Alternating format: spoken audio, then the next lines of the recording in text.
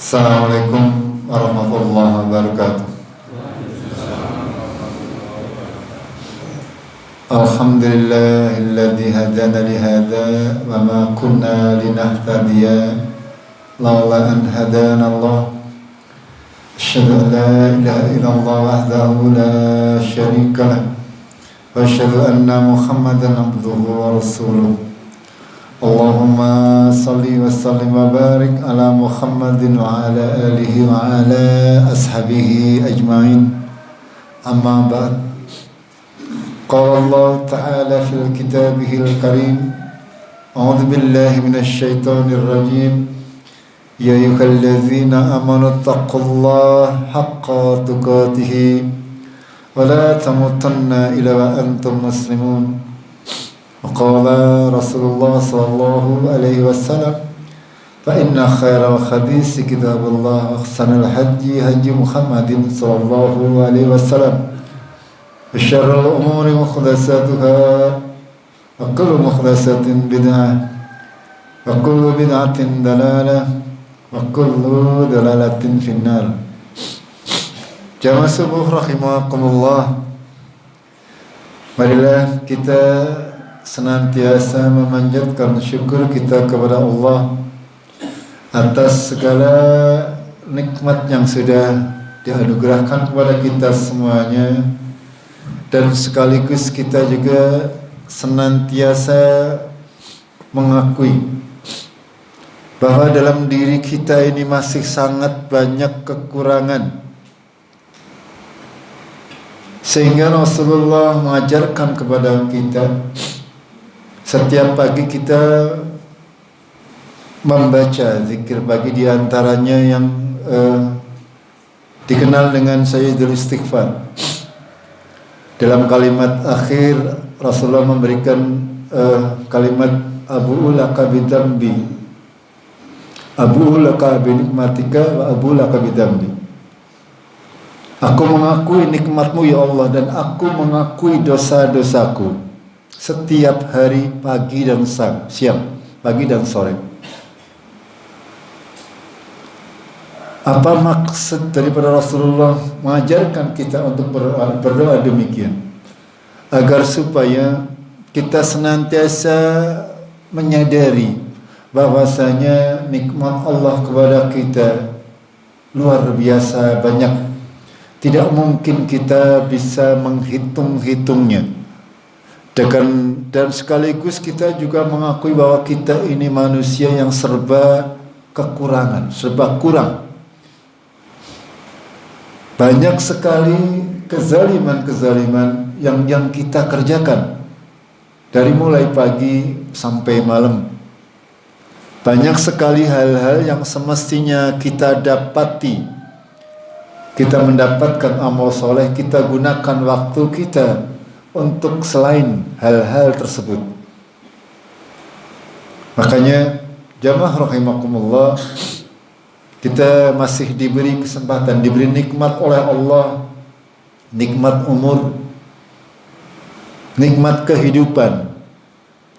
Kita masih diberi kesempatan oleh Allah untuk memperbaiki amal-amal kita, untuk memperbanyak timbangan, memperbanyak amal-amal kita, untuk memperberat timbangan kebaikan kita kelak di yaumul qiyamah.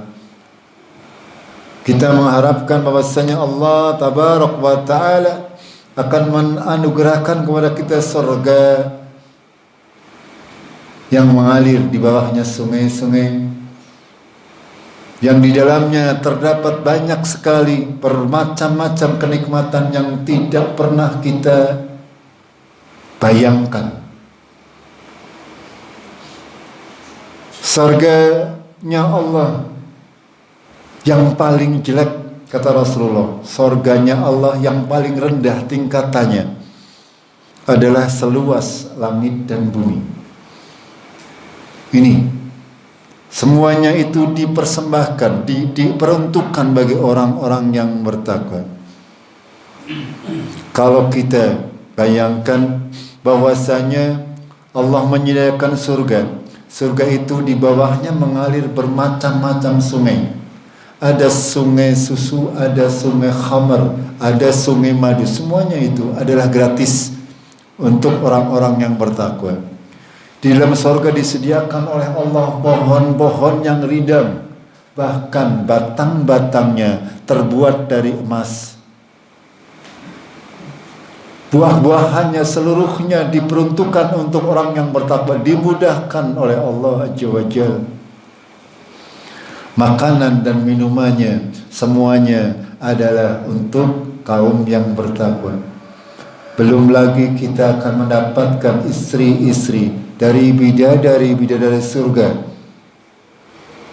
yang tidak pernah tersentuh oleh siapapun juga. Ketika kita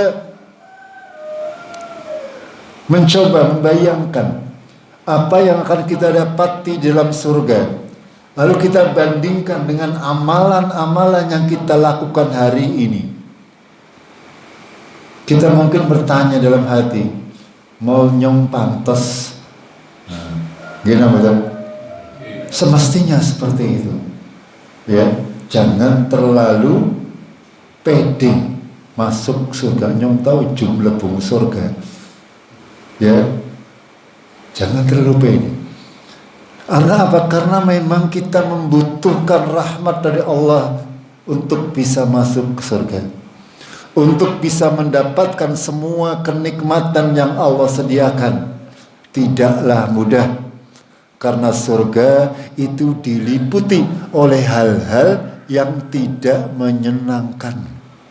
Berbeda dengan neraka. Neraka diliputi oleh hal-hal sing menyenangkan. Jamaah rahimakumullah.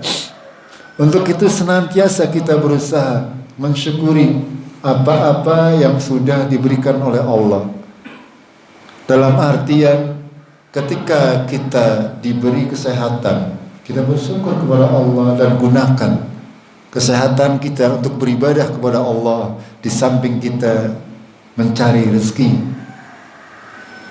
Ketika kita diberi waktu-waktu yang luang, gunakan kesempatannya untuk senantiasa berusaha waktu luang kita gunakan di dalam ketaatan kepada Allah Tabaraka wa Ta'ala. Ketika kita masih bisa mendapati 10 hari terakhir bulan Ramadan tahun ini, manfaatkan waktu ini. Jangan sampai terbuang percuma. Karena apa? Belum tentu tahun depan panjenengan mendapati Ramadan. Belum tentu. Rasulullah ketika 10 hari terakhir bulan Ramadan, beliau mengencangkan ikat pinggang 10 hari full iktikaf. Kita usahakan agar supaya kita menyempatkan diri untuk bisa seberapa waktu kita mampu untuk berusaha mendekatkan diri kepada Allah di 10 hari terakhir. Sekarang sudah 23, berarti tinggal 6 atau 7 hari lagi kesempatannya masih ada. Monggo kami memotivasi diri kami sendiri dan panjenengan agar supaya berusaha untuk memanfaatkan sisa waktu ini dengan apa-apa yang diperintahkan oleh Rasulullah Sallallahu Alaihi Wasallam.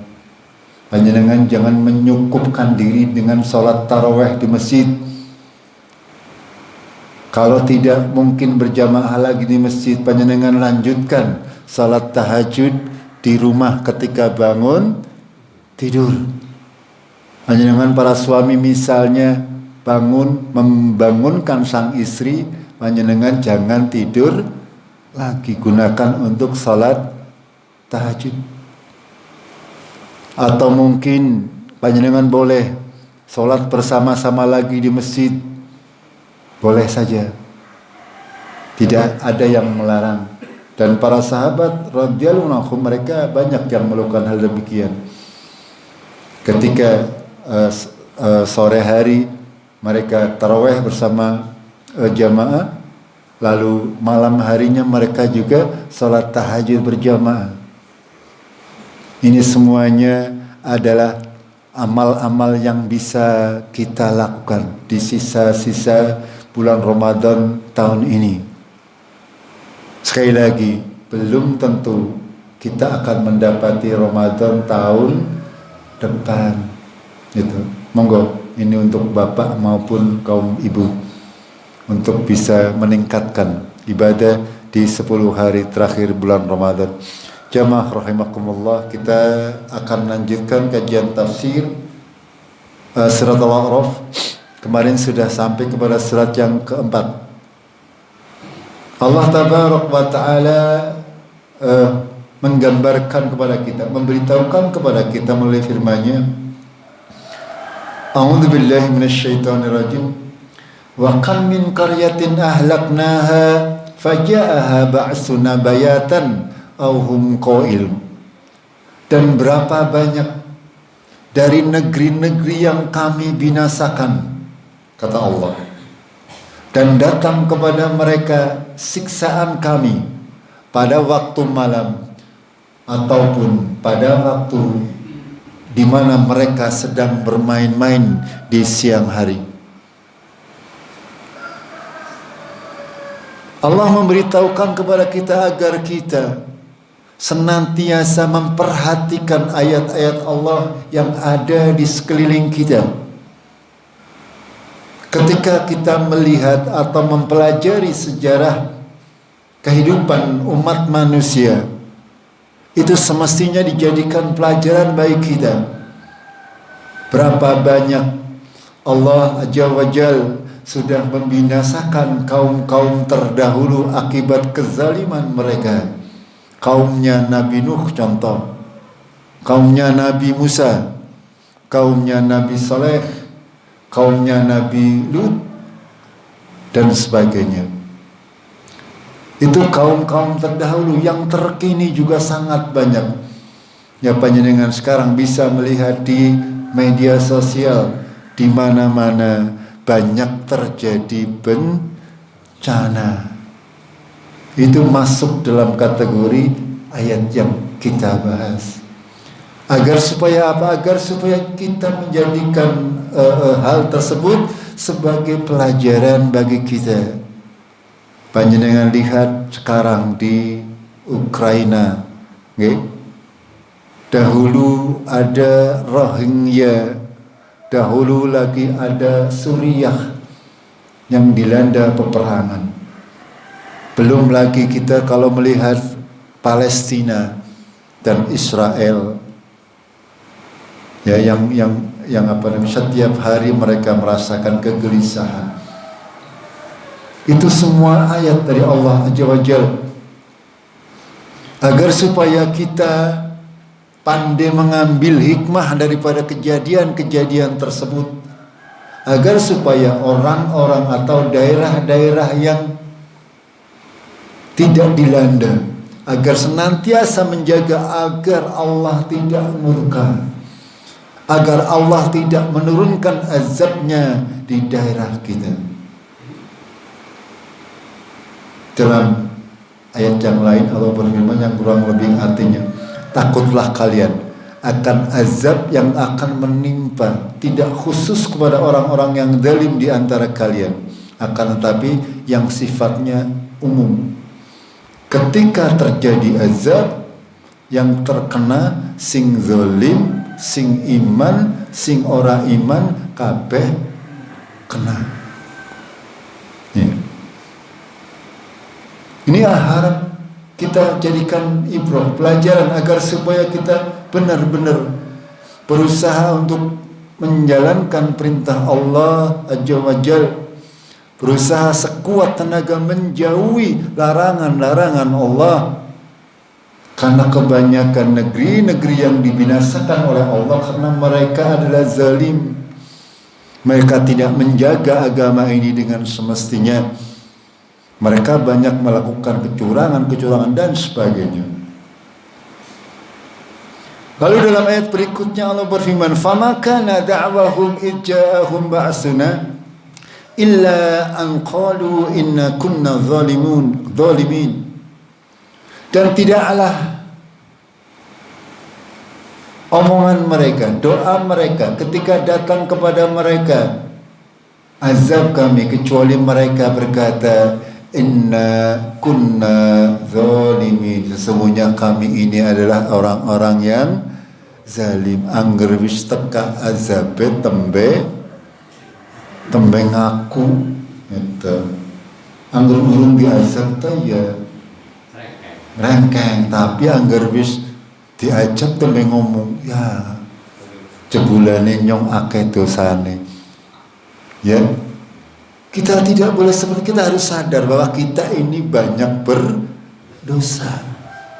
Kita harus senantiasa berusaha menghindarkan diri, menghindarkan keluarga kita, menghindarkan lingkungan kita dari berbuat kezaliman. Jangan biarkan diri kita, keluarga kita, lingkungan kita di dalam kezaliman. Karena itu tadi, ketika datang azab itu tidak menimpa hanya orang-orang yang zalim saja, akan tapi kita juga akan terkena dampaknya. Ketika kita membiarkan di dalam sebuah keluarga, dibiarkan anak tidak sholat, dibiarkan misalnya, anak membeler dibiarkan, semuanya sekeluarga akan kena. Ini betul. Itu contoh, ya. Dan itu adalah dari Allah Azza wa Jalla sebagai peringatan bagi kita orang tua. Ketika kita punya masalah dalam keluarga, misalnya itu barangkali karena kezaliman kita tidak mendidik anak-anak kita sesuai dengan syariat. Bocah ora gelem salat dijorke wae, dibiarkan saja. Ini kezaliman ya, akhi. Pasti akan mendatangkan bencana, pasti. Bencana itu bisa kecil, bisa besar. Suatu saat kita akan merasakannya. Nah, ketika hal itu terjadi nembe, ya, ini salah nyong, ngaku tembe. Itu ketika anaknya, ya, bla bla bla punya masalah, tembe ngaku, jebulane nyong gemen salah. Dari kecil tidak diajari sholat sehingga wis gede, ya. Ya kalau dari kecil tidak sholat, wis gede ya. Itu seperti itu. Lalu Allah melanjutkan dalam ayat berikutnya, "Falanas'alannal ladzina ursila ilaihim walanas'alannal mursalin." Dan sungguh kami akan tanyakan kepada orang-orang yang diutus rasul-rasul kepada mereka. Ya. Sungguh akan ditanya. Orang-orang yang diutus oleh Allah, kaum yang diutus Rasul, termasuk kita, ya.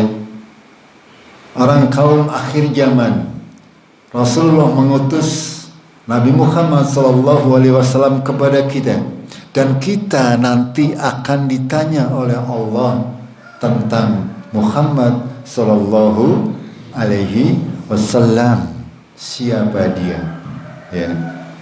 Tidak akan mudah menjawab kalau panjenengan tidak mengamalkan apa-apa yang dicontohkan oleh Rasulullah Sallallahu Alaihi Wasallam, ya. Begitu juga para Rasul, walanas'alannal mursalin. Dan para Rasul juga besok di yaumul kiamah akan ditanya, ya. Di samping umatnya akan ditanya, para Rasul pun semuanya akan ditanya. Sudahkah engkau menyampaikan? Bagaimana jawaban umatmu terhadap apa yang engkau katakan? Ini kira-kira nanti di yaumil kiamah akan ada, ya, seperti itu. Dan setiap orang pasti akan tanya. Dalam sebuah hadis Rasulullah bersabda, kullukum ra'in wa kullukum mas'ulun ngan ra'iyati. Al-imamu yus'alu ngan ra'iyatihi war rajulu yus'alu an ahlihi wal mar'atu tus'alu an baiti zawziha wal abdu yus'alu an mali sayyidihi. Setiap kalian adalah penggembala dan akan ditanya, ya. Setiap orang dari kalian adalah pemimpin dan kalian pasti akan dimintai tanggung jawab atas apa yang dipimpinnya. Ya, kalau bahasa Jawa dulu menerjemahnya kowe kabeh kowe pangon, nggih. Arab ditakoni tentang apa nih? Pangonannya ya, gembalaannya dalam bahasa Indonesia. Seorang imam, seorang pemimpin akan ditanya tentang rakyatnya, tentang bagaimana dia memimpin, tentang bagaimana dia menjalankan roda kepemimpinannya,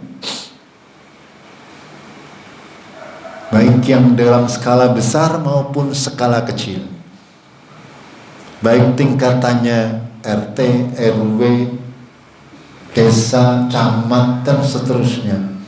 Semuanya akan dimintai tanggung jawab. Begitu juga ar-rajulu yus'alu an ahli, seorang laki-laki, para suami, para bapak akan dimintai tanggung jawab terhadap apa?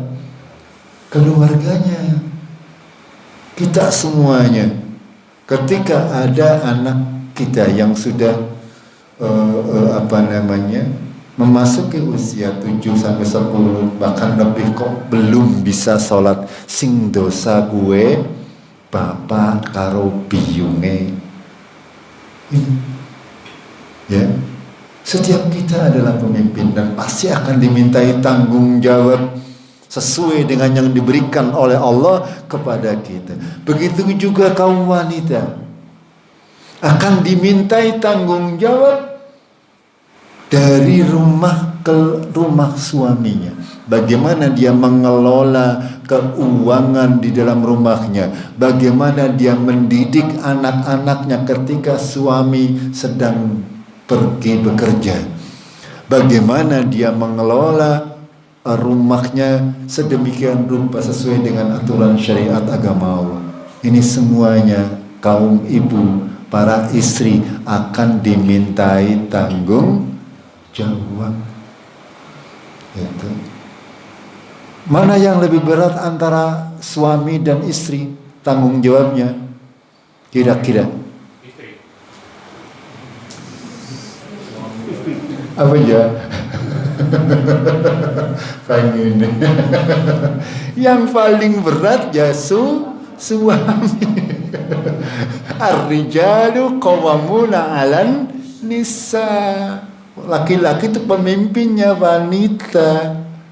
Ya. Kalau ketika wanitanya di rumahnya tidak ngajari anak, tetap baik lanange sing salah dosa diajari, dikontrol. Ya. Ini masing-masing kita punya tanggung jawab sesuai dengan apa-apa yang diberikan oleh Allah Azza wa Jalla. Istri dan anak itu tanggung jawab suami. Dunia akhirat. Makanya ketika kita sebagai orang tua mempunyai anak perempuan, ya, mau menikahkan dengan laki-laki, ini berarti mau menyerahkan tanggung jawab kita sebagai orang tua, dunia dan akhirat. Ketika panjenengan menyerahkan anak perempuan panjenengan kepada orang, misalnya calon suami yang agamanya rusak, panjenengan sama saja menceburkan anak panjenengan ke dalam begitu. Ini harus kita pahami bersama-sama. Walaupun ya orang kabehan ya Itu. Ini saya sampaikan secara umum, ya itu. Karena istri solih, suami tolih juga ada. Kebalikannya, istrinya tolih, suaminya solih juga ada. Assalamualaikum. Tapi secara umum seperti itu. Ketika kita mempunyai anak perempuan, mau menikahkan dengan laki-laki, lihat yang pertama adalah agamanya. Karena kita ini mas'ul, kita akan dimintai tanggung jawab di hadapan Allah Azza wa Jalla. Nah, kalau apalagi panjenengan menyerahkan anak putri panjenengan kepada orang yang berbeda agama, na'udzubillah. Saya dengar ada beberapa ya namanya kole katanya tapi nggak tahu ya, menikah dengan orang yang berbeda agama, sing penting jadi duitnya duit gitu, paling ya mati aja orang legawan gitu. Jangan sampai ya, dan siapa yang murtad dari agama maka sia-sia amalannya, dia masuk dalam neraka jahanam, masuk dalam golongan orang kafir. Padahal orang-orang kafir dan mati dalam keadaan kafir, maka dia akan dilaknat oleh Allah, oleh malaikat, oleh semua manusia. Khalidina fiha la yukhaffafu anhumul ghadab wa lahum yunzarun. Ya, tidak akan diringankan azabnya dan mereka tidak akan diberi tangguh. Ini yang harus kita tanam dalam diri kita, ngasih ya, jangan sampai kita dan anak-anak keturunan kita mati dalam keadaan ya kafir, ya dalam keadaan beragama selain Islam. Begitu juga abdu yus'alungan mali sayyidihi, begitu juga seorang hamba, pembantu dalam sebuah keluarga itu juga akan dimintai tanggung. Pada intinya semua dari kita adalah pemimpin di RT, di pekerjaan, ya ada bos, ada tenaga kerja, itu semuanya akan ditanya. Kita yang bekerja di pemerintahan itu semuanya juga akan ditanya tentang apa yang dipikulkan. Seorang muslim itu terikat dengan perjanjian, ya panjenengan terikat dengan perjanjian, panjenengan mempunyai KTP Indonesia, okay? Gini nomor KTP-nya Amerika. Kalau berKTP Indonesia berarti panjenengan diikat perjanjian dengan aturan pemerintah Indonesia. Selagi aturan pemerintah Indonesia tidak bertentangan dengan Quran dan Sunnah, itu wajib untuk ditaati. Itu. Kecuali ada perintah-perintah yang bertentangan, misalnya ya panjenengan diperintah untuk berjudi misalnya, ada perintah seperti dari pemerintah, kita tidak boleh melakukannya. Akan tapi seluruh aturan yang ada di dalam pemerintahan ini ketika itu tidak bertentangan, itu wajib bagi kita untuk mentaati, gitu. Karena kita terikat dengan seorang karyawan, seorang pegawai negeri misalnya atau pegawai swasta, dia terikat dengan perjanjian. Selagi perjanjian tersebut tidak bertentangan dengan Quran dan Sunnah, itu kita wajib untuk mentaatinya. Ketika tidak taat, berdosa. Gitu. Makanya seluruh dari kita adalah pemimpin dan kita semuanya nanti akan dimintai tanggung.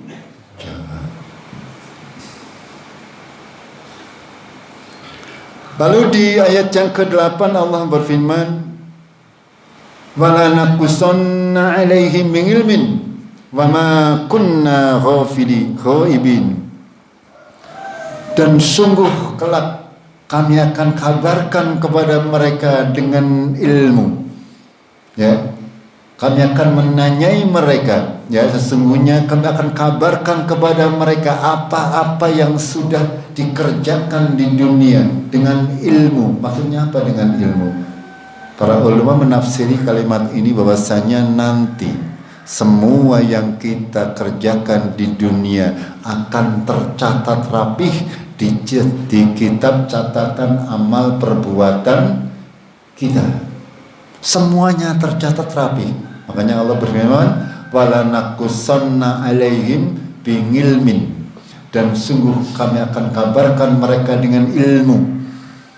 Apa artinya dengan ilmu? Semuanya tercatat rapi. Dari mulai kitab akhir balik dikenai beban syariat agama Allah, semuanya akan tercatat. Ma yalfizu min qaulin illa ladzaihi raqibun atid. Tidaklah keluar ucapan dari kita, mulut kita satu ucapkan, semuanya dicatat oleh malaikat raqib dan atid. Makanya jaga mulutnya, ya, jaga mulut kita. Kalau tidak bisa berkata yang baik, mending meneng aja cok, kedawan cerita, iya. Itu karo ngabuburit, karo ngenteni buka, ngerwis ndopok kan yo. Kedawan, akhirnya apa?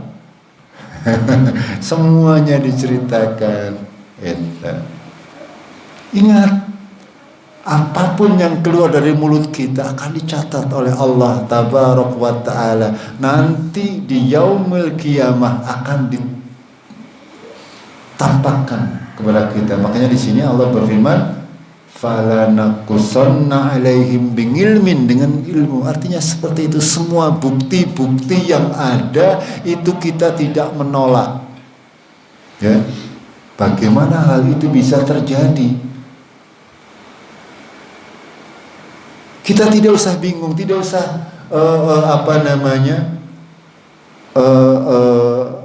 mengatakan bahwa itu mustahil. Misalnya, alah, orang mungkin, masa iya keton kabeh. Untuk zaman sekarang saja teknologi sudah bisa. Gini betul. Contoh ini masjid ngerekam, ya, jajal ngerekawit nyong kawit tangi direkam tekan arep turu, ya nanti akan, selama HP-nya belum bodol, nanti 20 tahun yang akan datang masih ada. Gini betul. Ini singgale siapa? Menungsa. Kira-kira Gusti Allah saged gawe HP napa mboten? Kecil, ya, cuman menjenting faida arada amron fayaqulu lahu kun fayakun. Itu jangankan si HP, ya. Itulah. Makanya nanti di yaumul qiyamah bentuknya seperti apa, kitab catatan amalan kita seperti apa ini. Makanya Allah mengabarkan bingilmin wa ma kunna ghaibin, dan tidaklah kami sekali-kali itu ghaib, tidak mengetahui, ya, apa yang kalian kerjakan sewaktu itu. Semuanya sekali lagi, semuanya akan tercatat. Wa may ya'mal misqala dzarratin khairan yara wa may ya'mal misqala dzarratin syarran yara. Semuanya akan dicatat oleh Allah, tercatat sekecil apapun, baik yang sembunyi ataupun yang terang-terangan. Ya, panjenengan ngerasani nang omah padahal nang kamar ujar-ujare langkasing itu tercatat oleh Allah. Tercatat semuanya, baik yang zahir maupun yang batin.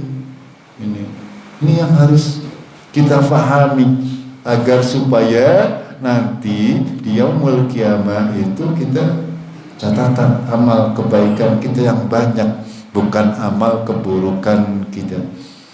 Jamaah rahimakumullah, Allah Tabaraka wa Ta'ala benar-benar sudah memberikan kita gambaran-gambaran yang luar biasa jelas.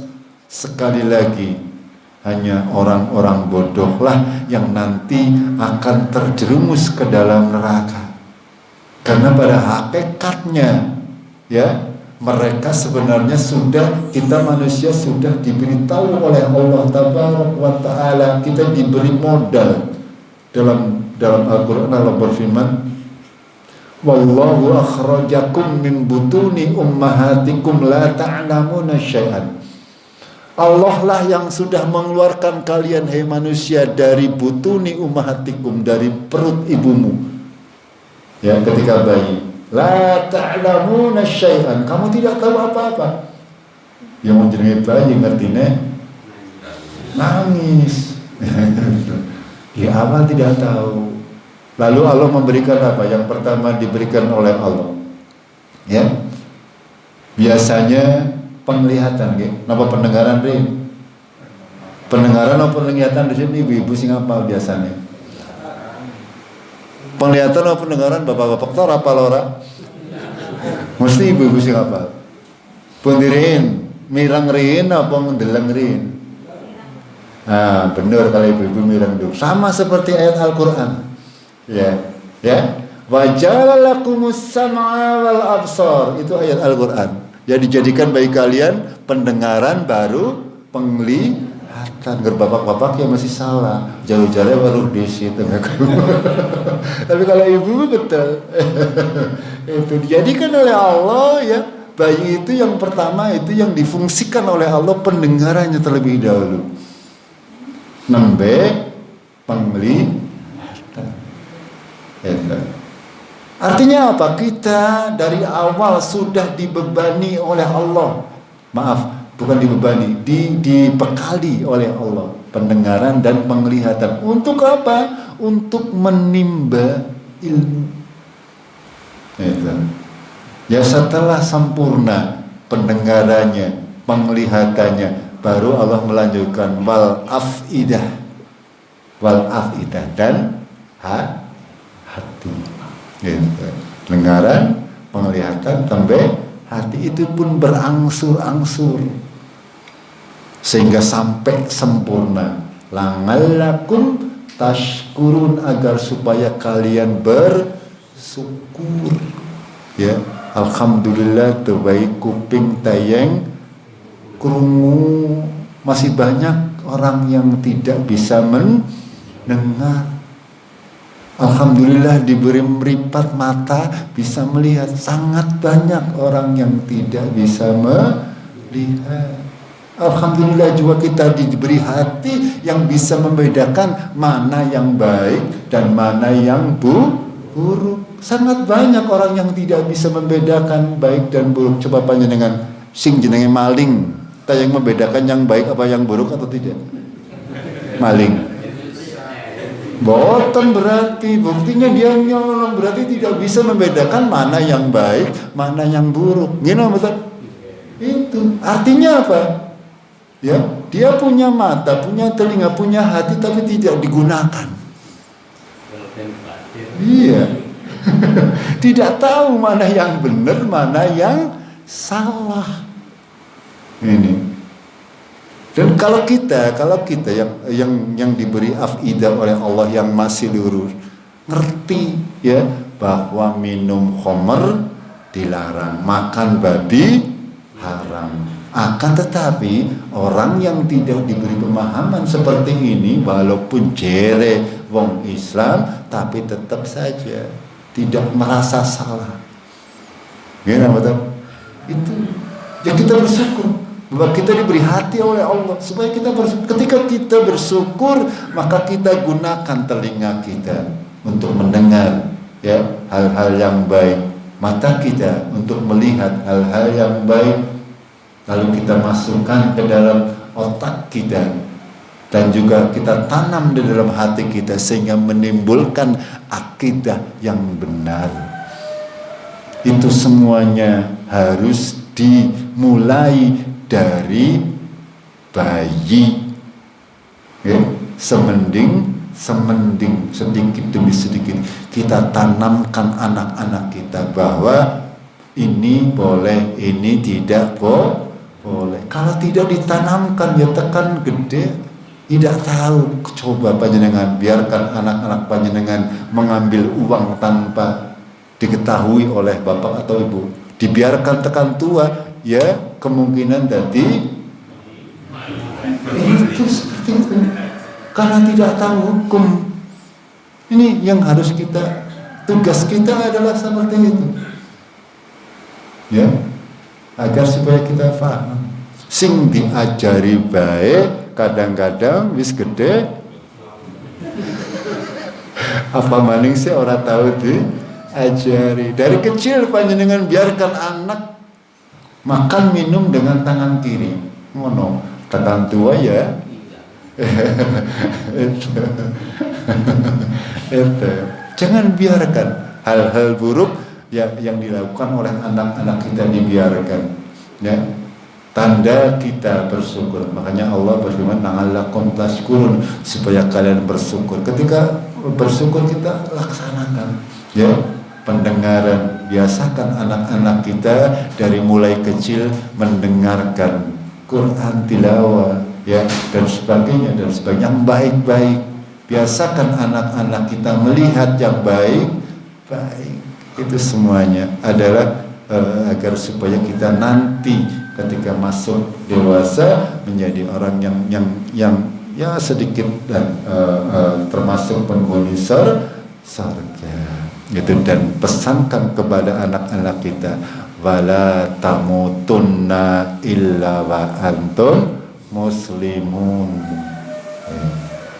Kita pesankan kepada anak-anak, jangan sampai yang anak-anak kita yang menjadi orang-orang yang tidak mengerjakan syariat agama. Jamaah rahimakumullah, sampai di sini dulu. Mudah-mudahan menambah keimanan dan ketakwaan kita. Ilmu yang kita bahas pada hari ini mudah-mudahan bermanfaat dan menjadikan kita lebih mengenal agama kita. Kita akhiri dengan kafaratul majlis. Subhanakallahumma bihamdik, asyhadu an la ilaha illa anta, astaghfiruka wa atubu ilaik. Assalamualaikum warahmatullahi wabarakatuh.